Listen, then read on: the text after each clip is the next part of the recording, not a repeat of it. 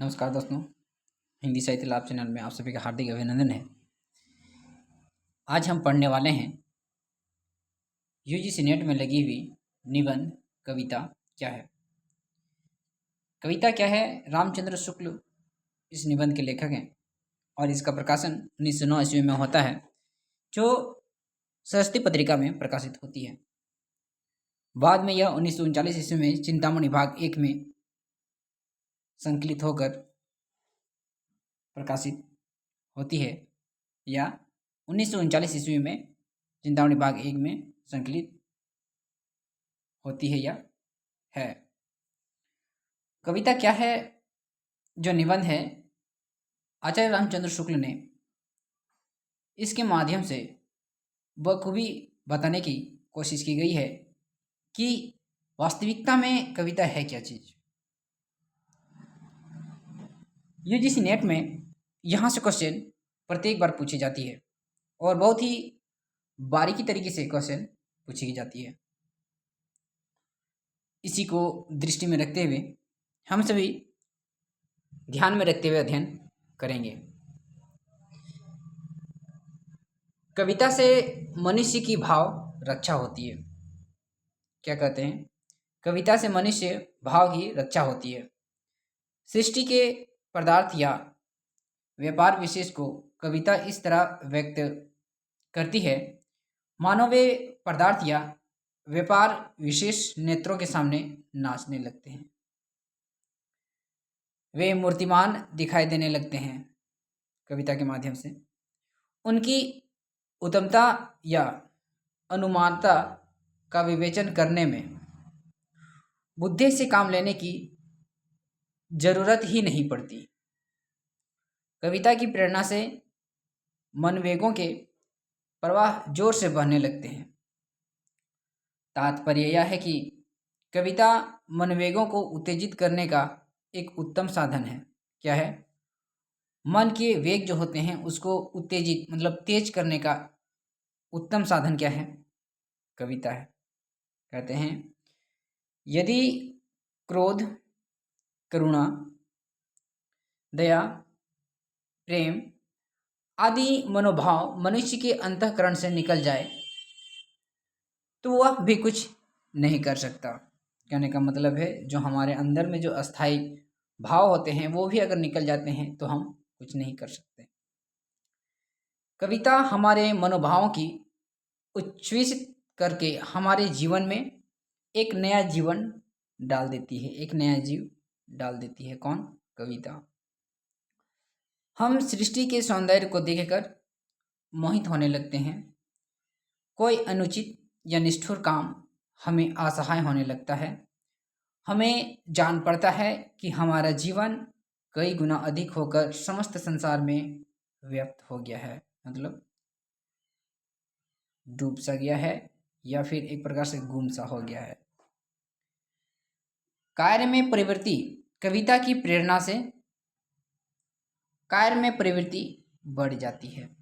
कविता से हमारा जो काम करने का जो प्रवृत्ति है वो बढ़ जाती है, अधिक हो जाती है। केवल विवेचना के बल से हम किसी कार्य में कम प्रवृत्त होते हैं। केवल इस बात को जानकर ही हम किसी काम के करने या ना करने के लिए प्रायः तैयार नहीं होते कि वह काम अच्छा है या बुरा है, लाभदायक है या हानिकारक। जब उसकी या उसके परिणाम की कोई ऐसी बात हमारे सामने उपस्थित हो जाती है जो हमें अधत, क्रोध और करुणा आदि से विचलित कर देती है, तभी हम उस काम को करने या ना करने के लिए प्रस्तुत होते हैं। केवल बुद्धि हमें काम करने के लिए उत्तेजित नहीं करती, काम करने के लिए मन ही हमको उत्साहित करता है। कौन? मन। अतः कार्य हमारे प्रवृत्ति के लिए मन में वेग का आना आवश्यक है।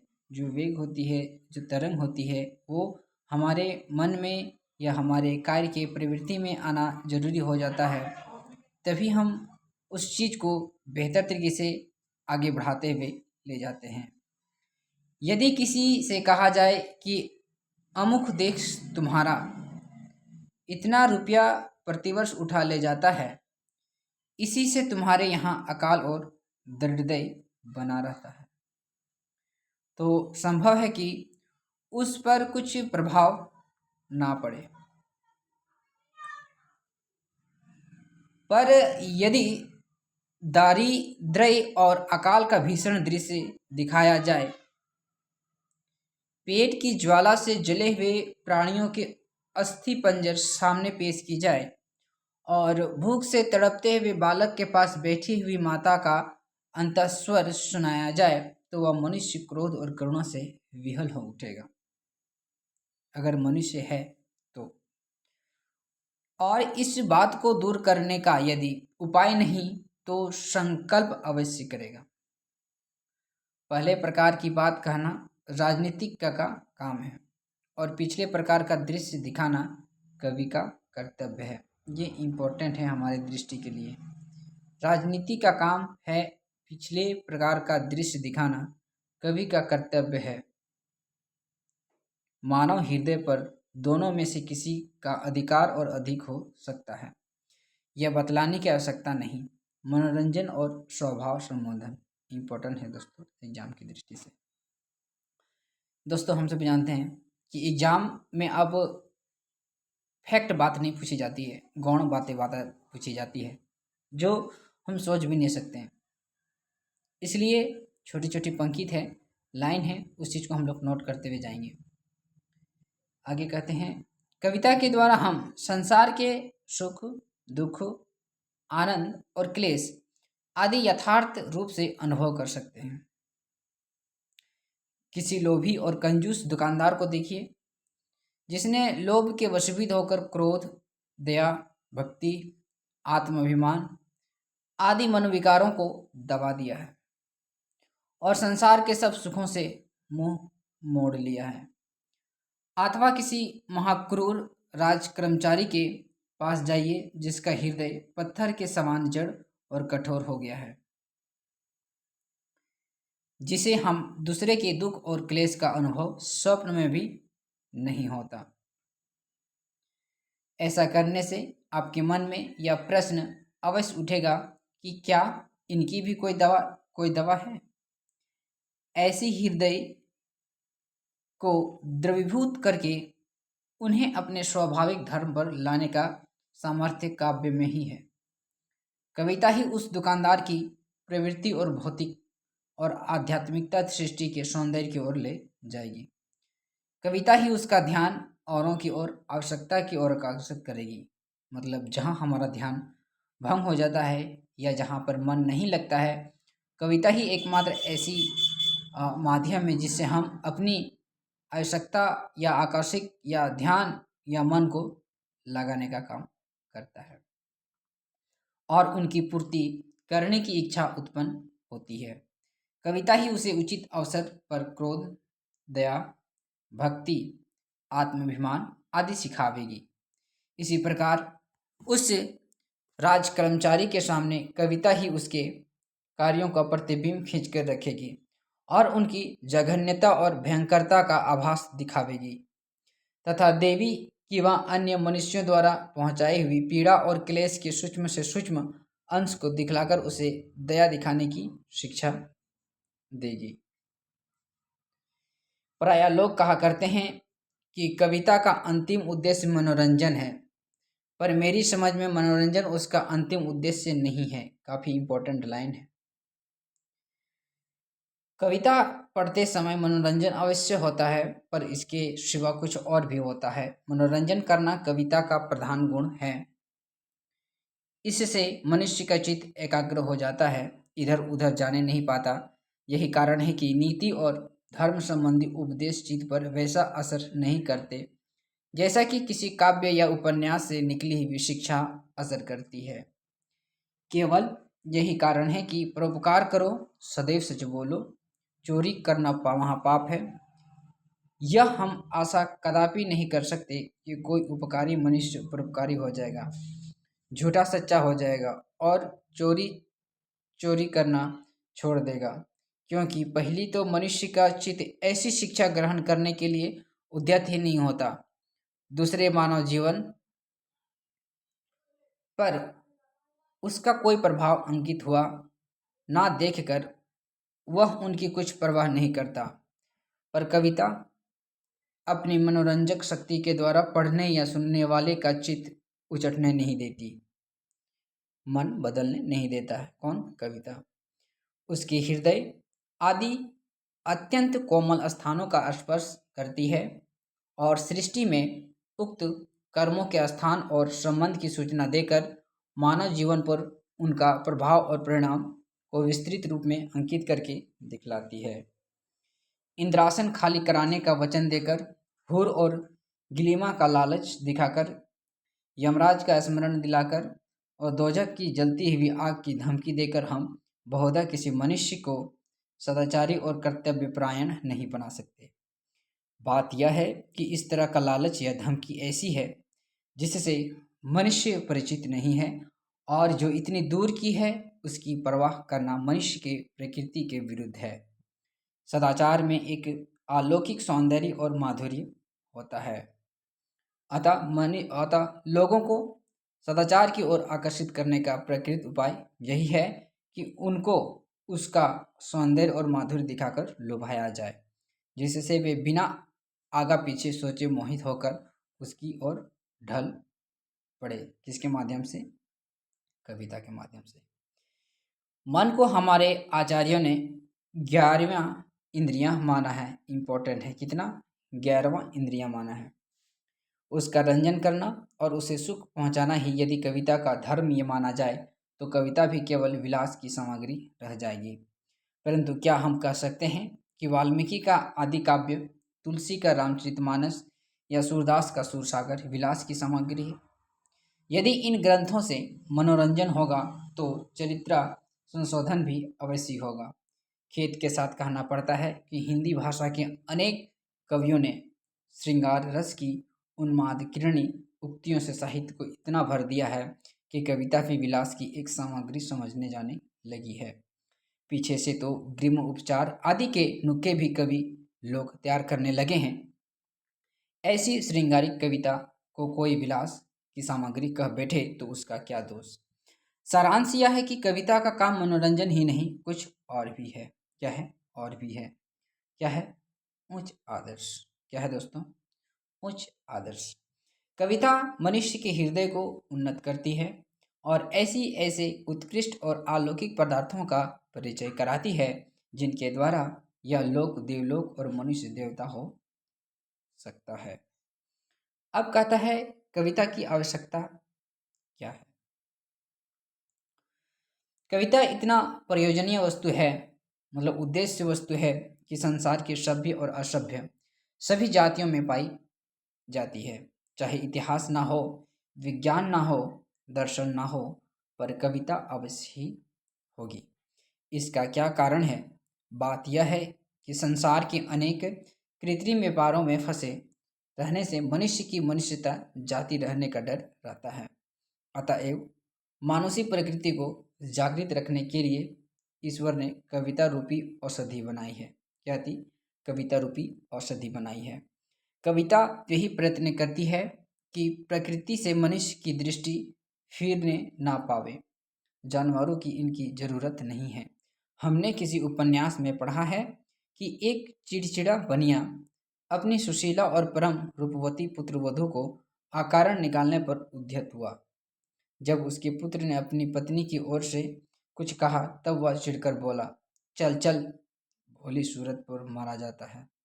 आह, यह कैसा अमानुषिक बर्ताव है। सांसारिक बंधनों से फंसकर मनुष्य का हृदय कभी कभी इतना कठोर और कुंठित हो जाता है कि उसकी चेतना, उसका मानुष भाव कम हो जाता है। ना उसे किसी का रूप माधुर्य देखकर उस पर उपकार करने की इच्छा होती है और ना उसे किसी दीन दुनिया की पीड़ा देखकर करुणा आती है। कहने का मतलब है जिसको कविता का भाव समझ में ना आए या फिर जिसका दिल कठोर रहे तो उनका पीड़ा किसी का नहीं समझ सकता।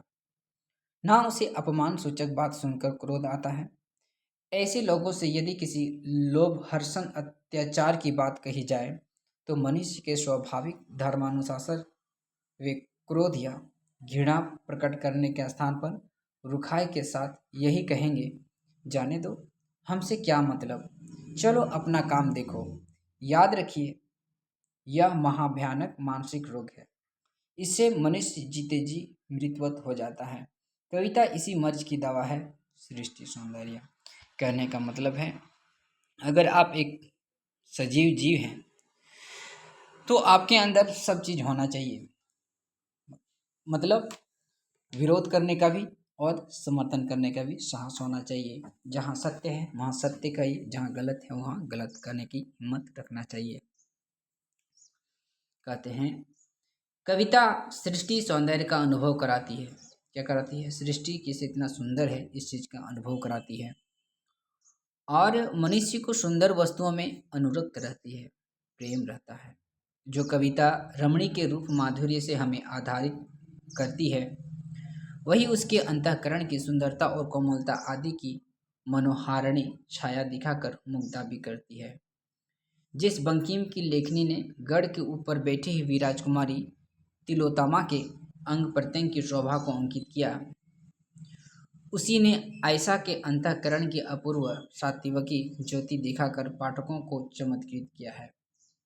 भौतिक सौंदर्य के आलोकन के हमारी आत्मा को जिस प्रकार संतोष होता है उसी प्रकार मानसिक सौंदर्य से भी होता है।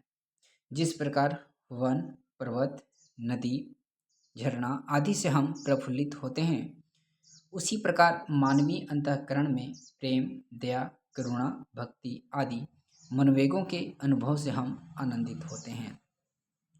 और यदि इन दोनों पार्थिव और अपार्थिव सौंदर्य का कहीं संयोग देख पड़े तो क्या कहना है, मतलब और अति सुंदर हो जाएगा। यदि किसी अत्यंत सुंदर पुरुष या अत्यंत रूपवती स्त्री के रूप मात्र का वर्णन करके हम छोड़ दें तो चित्र अपूर्ण होगा, किंतु यदि हम साथ ही उसके हृदय को दृढ़ता और सत्यप्रियता अथवा कोमलता और स्नेहशीलता आदि की भी झलक दिखावे तो उस वर्णन में सजीवता आ जाएगी।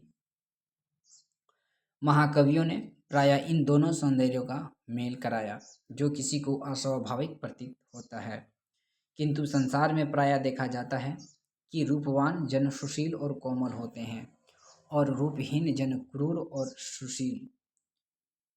इसके सिवा मनुष्य के आंतरिक भावों का प्रतिबिंब भी चेहरे पर पड़कर उसे रुचिर या अरुचिकर बना देता है।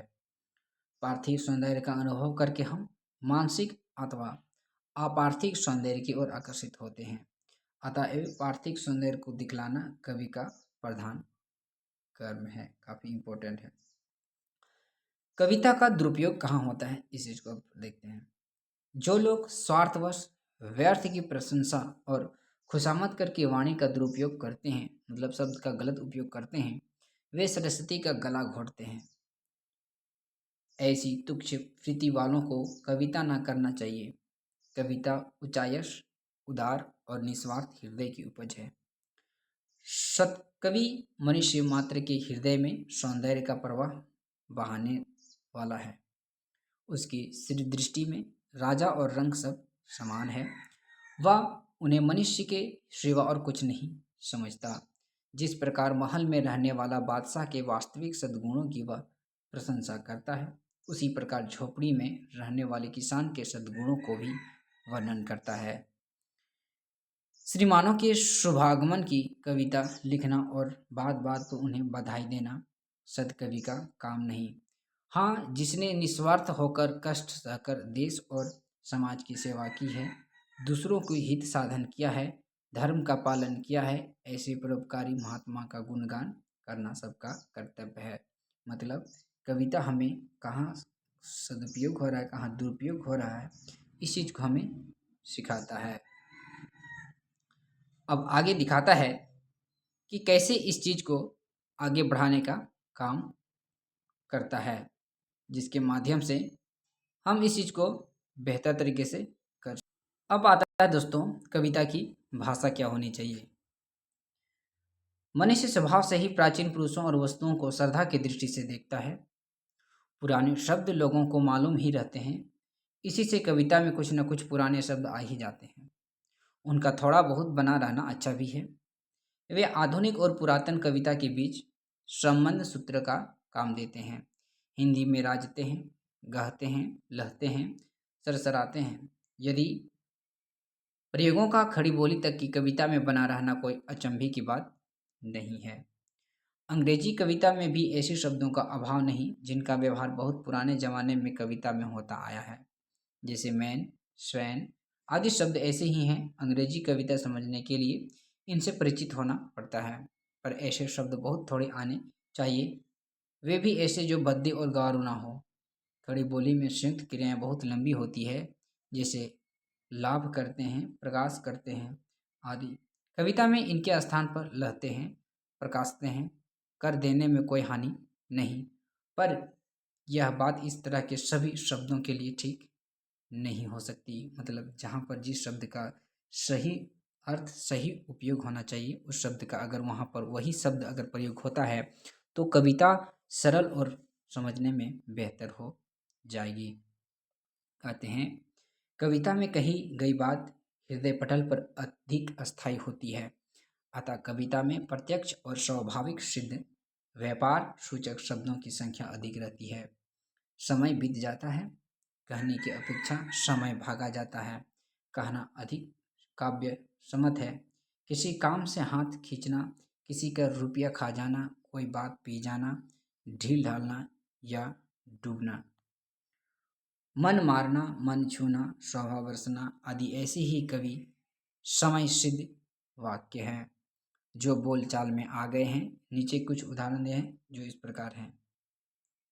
धान्य भूमि वन पंथ पहरा, जहाँ जहाँ नाथ पाऊँ तुम धारा। तुलसीदास की पंक्ति है, इंपॉर्टेंट है। मनहु उमगी एये एंग एंग छवि छलके, तुलसीदास गीतावली से है। चुनरी चारू चुई सी, परे चटकिली हरी एंगिया ललचावे। विधिन में ब्रज में नवलीन बेलिन में, बनन में बागन में बगरो बसंत है, पद्माकर की है। रंग रागन रंग रंग रागन पे, संग ही परागन पे, वृंदावन बागन पे वसंत बसुर पे रे। बहुत से ऐसे शब्द हैं जिनसे एक ही का नाम, एक ही का नहीं किंतु कई क्रियाओं का एक ही साथ बोध होता है। मतलब जैसे हम श्लेष शब्द ले सकते हैं कि एक शब्द के, एक ही शब्द में उसके 2 से 3 अधिक अर्थ छुपे रहते हैं, वैसे इस चीज़ का बात कर रहे हैं। ऐसे शब्दों को हम जटिल शब्द कह सकते हैं। ऐसे शब्द वैज्ञानिक विषयों में अधिक आते हैं।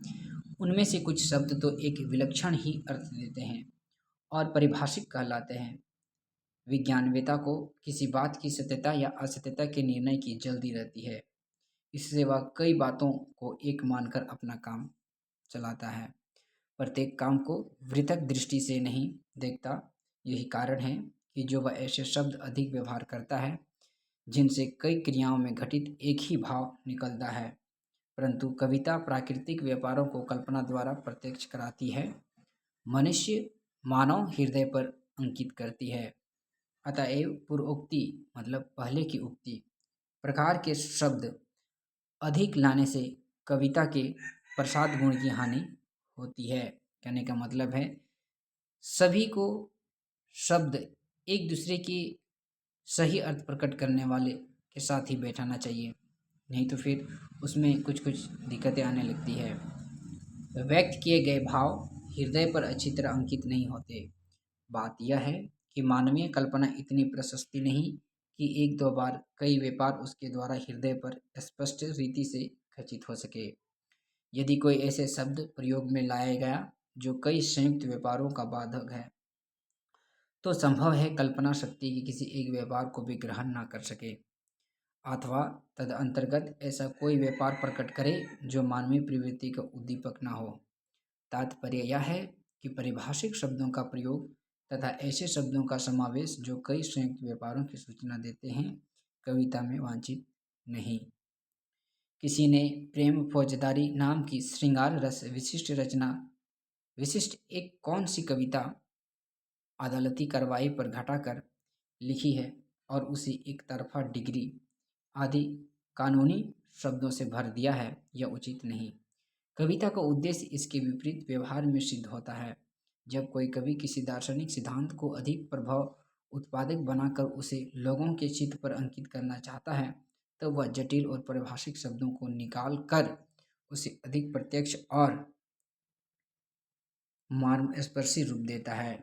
भर्तृहरि और गोस्वामी तुलसीदास आदि इस बात से बहुत निपुण थे। भर्तृहरि का एक श्लोक लीजिए। तृषा शुष्यतस्य पिबति सलिलं स्वादु सुरभि क्षुद्रता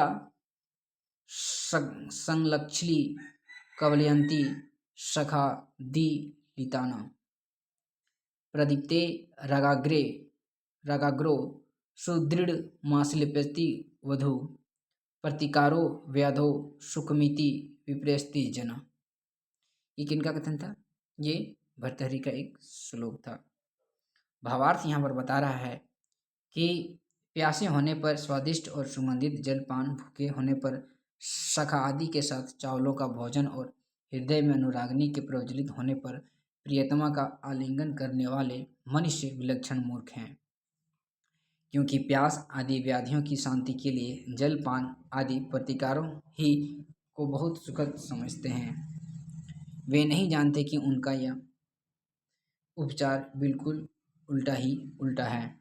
देखिए यहाँ पर कवि ने कैसी विलक्षण उक्ति के द्वारा मनुष्य की सुख दुख विषय बुद्धि की भ्रमिकता दिखाई दी है।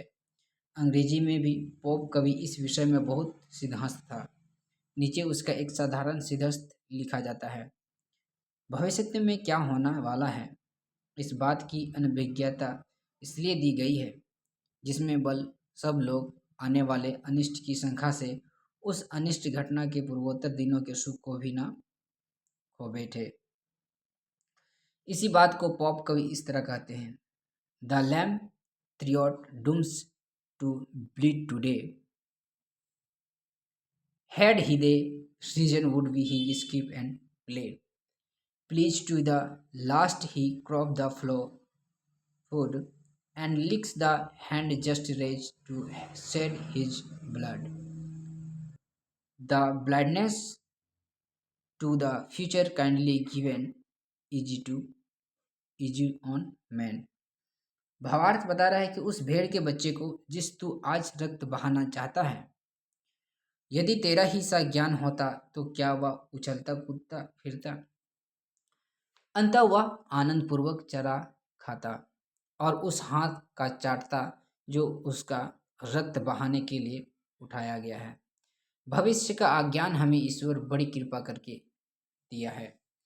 अनिष्ट शब्द बहुत व्यापक और संदिग्ध है, अतः कभी मृत्यु ही उसको सबसे अधिक अनिष्ट वस्तु समझता है।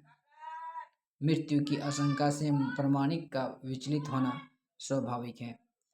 कवि दिखलाता है कि परम अज्ञानी पशु भी मनुष्य सिर पर नाचते रहते भी सुखी रहता है, यहाँ तक कि वह प्रहार रक्त के हाथ को चाटता जाता है। यह एक अद्भुत और मर्मस्पर्शी दृश्य है। पूर्वोक्ति सिद्धांत को यहाँ काव्य का रूप प्राप्त हुआ है। एक और साधारण सा उदाहरण लीजिए।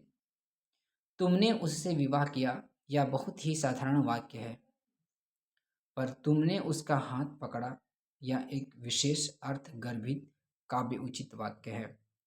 विवाह शब्द के अंतर्गत बहुत से विधान हैं जिस पर कोई एक दफे दृष्टि नहीं डाल सकता, अतः उससे कोई बात स्पष्ट रूप से कल्पना भी नहीं आती। इस कारण उन विधानों में से प्रधान और स्वाभाविक बात को हाथ पकड़ना है, उसे चुनकर कवि अपने अर्थ को मनुष्य के हृदय पटल पर रेखांकित करता है, जो सुनने में अच्छा लगता है। अब इसमें हम लोग देखते हैं कौन कौन सा शब्द का प्रयोग किया गया है। बताते हैं कि बात यह है कि स्वभोक्ति अलंकार के अंतर्गत आ ही नहीं सकती, क्योंकि वह वर्णन की प्रणाली नहीं किंतु वर्ण वस्तु या विषय है। जिस प्रकार एक कुरूपा स्त्री अलंकार धारण करने से सुंदर नहीं हो सकती, उसी प्रकार अस्वाभाविक भद्दे और क्षुद्र भावों को अलंकार स्थापन सुंदर और मनोहार नहीं बना सकती। महाभारत भोज ने भी अलंकार को अलंब अलमार्थकर्ता अर्थात सुंदर सुंदर अर्थ को सुशोभित करने वाला ही कहा है। इस कथन से अलंकार आने के पहले ही कविता की सुंदरता सिद्ध है, अतः उसे अलंकारों में ढूंढना भूल है। अलंकारों से युक्त बहुत से ऐसे काव्य उदाहरण दिए जा सकते हैं जिनको अलंकार के प्रेमी लोग भी भद्दा और नीरस कहने में संकोच ना करेंगे। इसी तरह बहुत ऐसे उदाहरण भी दिए जा सकते हैं जिनमें भी अलंकार नहीं परंतु उनके सौंदर्य और मनोरंजकत्व को स्वीकार करेंगे। जिन वाक्यों से मनुष्य के चित्त में रस संचार ना हो, उसकी मानसिक स्थिति में कोई परिवर्तन ना हो, कदापि काव्य नहीं। अलंकार शास्त्र की कुछ बातें ऐसी हैं जो केवल शब्द चतुरी मात्र हैं। उसको शब्द कौशल के कारण वे चित्त को चमत्कृत करती है, उनसे रस संचार नहीं होता। वे कान को चाहे चमत्कृत करे, पर मानव हृदय से उनका विशेष संबंध नहीं है। उनका चमत्कार शिल्पकारों की कारीगरी के समान सिर्फ शिल्प प्रदर्शनी में रखने की योग्य होता है। हर्ष की बात है कि एक ऐसी रचना अपने उचित स्थान पर पहुंच गई। सुनते ही नागपुर की शिल्प प्रदर्शनी में चित्रकाव्य के बहुत अच्छे नमूने आए थे। अलंकार है क्या वस्तु? विद्वानों ने काव्यों के सुंदर सुंदर स्थलों को पहले चुना है, फिर उनकी वर्णन शैली के सौंदर्य का ढूंढना है, तब वर्ण वैचित्र्य के अनुसार भिन्न भिन्न लक्षण बनाए। ऐसे विकल्प अलंकार को पहल राजानायक रोयक ने ही निकाला है। अब कौन कह सकता है कि काव्यों में जितने सुंदर सुंदर स्थल थे सब ढूंढ डाले गए अथवा जो सुंदर समझे गए, जिन्हें लक्ष्य करके लक्षण बने, उनकी सुंदरता का कारण कहीं हुई वर्णन प्रणाली ही थी। अलंकारों के लक्षण बनने तक काव्यों का बनना नहीं रुक सका। आदि कवि महर्षि वाल्मीकि ने मानिषाद प्रतिष्ठान तवंगम स्वच्छता समा का उच्चारण किसी अलंकार को ध्यान में रखकर नहीं किया। अलंकार लक्षणों की बनने के बहुत पहले कविता होती थी और अच्छी होती थी, अथवा यूँ कहना चाहिए कि जब इन अलंकारों को हठात लाने का उद्योग होने लगा तब से कविता बिगड़ चली है। तो दोस्तों, ये था आज हम सभी का मुख्य इम्पोर्टेंट निबंध। अब मिलेंगे जल्द ही अगले वीडियो के साथ। अगर आप इस चैनल पर नए हैं तो प्लीज़ लाइक कमेंट सब्सक्राइब जरूर कर दें, ताकि ऐसी ही वीडियो आप सभी के बीच लाते रहें। मिलते हैं जल्द ही, तब तक के लिए धन्यवाद।